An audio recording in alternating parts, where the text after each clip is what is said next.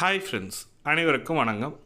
RBI வந்து பார்த்தீங்கன்னாக்கா புதிய விதியை வந்து கொடுத்துருக்காங்க. 2025 சொல்லி கொடுத்துருக்காங்க. ஜனவரி 1 முதல் இது அமல்படுத்த போகிறாங்க. அது என்னென்னு பார்த்தீங்கன்னாக்கா, இந்த 3 வகையான வங்கி கணக்குகள் மூடப்படும் சொல்லிட்டு கொடுத்துருக்காங்க. நியூ ரூல்ஸ் வந்து ஆர்பிஐ வந்து கொடுத்துருக்காங்க. அந்த 3 வங்கி கணக்குகள் என்னென்னன்றத பார்க்க போகிறீங்க. அது எதனால் மூட போகிறாங்க, என்ன காரணத்துக்காகன்றதான் ஃபுல் டீட்டெயில்டாக பார்க்க போகிறீங்க.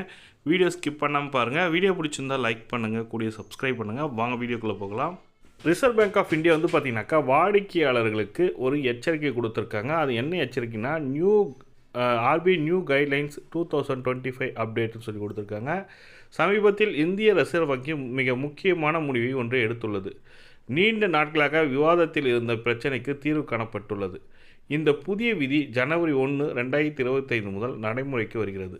அதாவது புத்தாண்டு முதல் 3 வகையான வங்கி கணக்குகளை மூட இந்திய ரிசர்வ் வங்கி முடிவு செய்ய உள்ளது.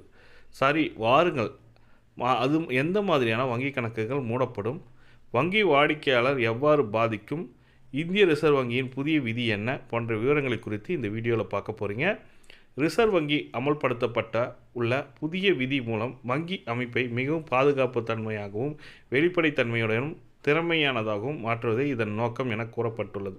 மேலும் இந்த மாற்றம் வாடிக்கையாளர் டிஜிட்டல் பேங்கிங்கை நோக்கி நகர்த்தும் கேஒய்சி அப்டேட் செய்வது மூலம் ஊக்குவிக்கப்படும் என ஆர்பிஐ தரப்பில் சொல்லப்பட்டு வருகிறது. கேஒய்சி என்றது என்னென்னா, நோ யுவர் கஸ்டமர். உங்களோட பர்சனல் டீட்டெயிலை அப்டேட் பண்ணணும். ஆதார் கார்டு, பேன் கார்டு மெயினாக இது ரெண்டுத்தையும் அப்டேட் பண்ணால் போதும்.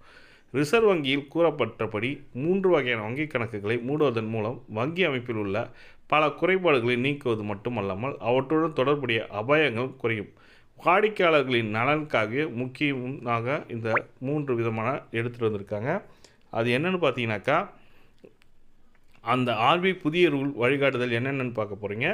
ஒன்று வந்து பார்த்தீங்கன்னாக்கா, செயலற்ற வங்கி கணக்கு, டார்மண்ட் அக்கௌண்ட் சொல்லுவாங்க. டார்மண்ட் அக்கௌண்ட் நீண்ட காலமாக எந்த பரிவர்த்தனையும் நடைபெறாமல் இருக்கும் வங்கி கணக்குகள்.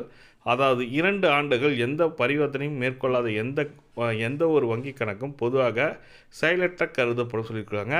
அதுக்கப்புறம் இன்ஆக்டிவ் வங்கி கணக்கு, அதாவது இன்ஆக்டிவ் அக்கௌண்ட் 1 வருடமாக எந்த பரிவர்த்தனையும் எந்த செயல்பாடும் இல்லாமல் இருப்பது. இத்தகைய கணக்குகள் இன்ஆக்டிவ் கணக்குகளாக வரையறுக்கப்பட்டுள்ளது. அதே போல் ஜீரோ பேலன்ஸ் அக்கௌண்ட், நீண்ட காலமாக பணம் எதுவும் டெபாசிட் செய்யப்படாத மற்றும் ஜீரோ பேலன்ஸ் உள்ள கணக்கு. இந்த 3 கணக்குகளும் மூடப்படப்படும் சொல்லியிருக்காங்க.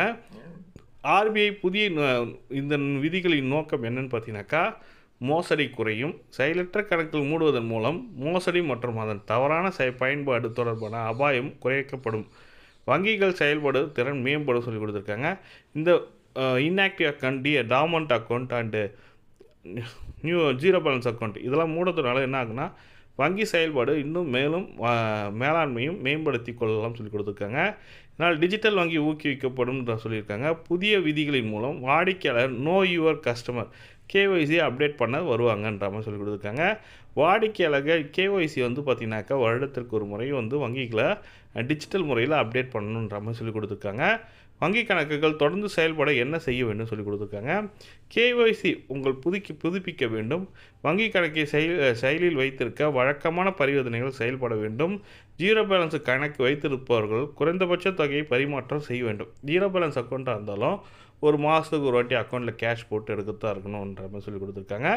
வங்கிக்கு நேரடியாக செல்ல வேண்டிய அவசியமில்லை. நீங்கள் டிஜிட்டல் பேங்கிங்கை பயன்படுத்துங்கள் சொல்லி கொடுத்துருக்காங்க. வங்கிகளின் பொறுப்பு என்னன்னு பார்த்தீங்கன்னாக்கா, இது வந்து ஆர்பிஐ வந்து பார்த்தீங்கன்னாக்கா இது வாடிக்கையாளர்களுக்கு கொடுத்துருக்காங்க. அடுத்து வந்து பார்த்தீங்கன்னாக்கா பேங்க்குக்கு வந்து இந்த பொறுப்புகளை கொடுத்துருக்காங்க. வங்கிகளுக்கு புதிய விதிகள் குறித்து வாடிக்கையாளர்கள் விழிப்புணர்வை ஏற்படுத்தி கணக்குகளை செயல்படுத்துவதில் அவர்களுக்கு உதவ வேண்டும். அவர்களுக்கு டிஜிட்டல் வங்கி சேவைகளை பயன்படுத்த ஊக்குவிக்க வேண்டும் மற்றும் கேஒய்சி செயல்முறையை எளிதாக்க வேண்டும் சொல்லி கொடுத்துருக்காங்க. இந்த 3ம் அவங்களுக்கு வந்து வங்கிக்கு வந்து கொடுத்துருக்காங்க. பயனாளர்கள் வந்து வங்கி கணக்கை இன்ஆக்டிவ் அக்கௌண்ட்டை உடனடியாக வந்து ஆக்டிவ் பண்ணுங்கன்ற மாதிரி சொல்லி அவங்க மெசேஜ் அனுப்பணும். கேஒய்சி அப்டேட் பண்ணணும். கேஒய்சி அப்டேட் பண்ணது வந்து கொஞ்சம் எளிமையாக இருக்கணுன்ற மாதிரி சொல்லி கொடுத்துருக்காங்க. அதுக்கப்புறம் digital banking, UPI, Google Pay, PhonePe இதெல்லாம் யூஸ் பண்ணுங்கன்ற மாதிரி சொல்லி கொடுத்துருக்காங்க. இதனால் உங்கள் வங்கி கணக்கு இன்ஆக்டிவ் ஆகாது. இந்த 3 வகையான வங்கி கணக்குகள் தான் மூடப்பட போகுது. ஜனவரி 1 முதல் ஆர்பிஐ கொடுத்துருக்க புதிய ரூல்ஸ் தான். இந்த தகவல் தான் உங்களுக்கு ஷேர் பண்ண நினச்சேன். வீடியோ பிடிச்சிருந்தால் லைக் பண்ணுங்கள், கூடிய சப்ஸ்கிரைப் பண்ணுங்கள். தேங்க்யூ.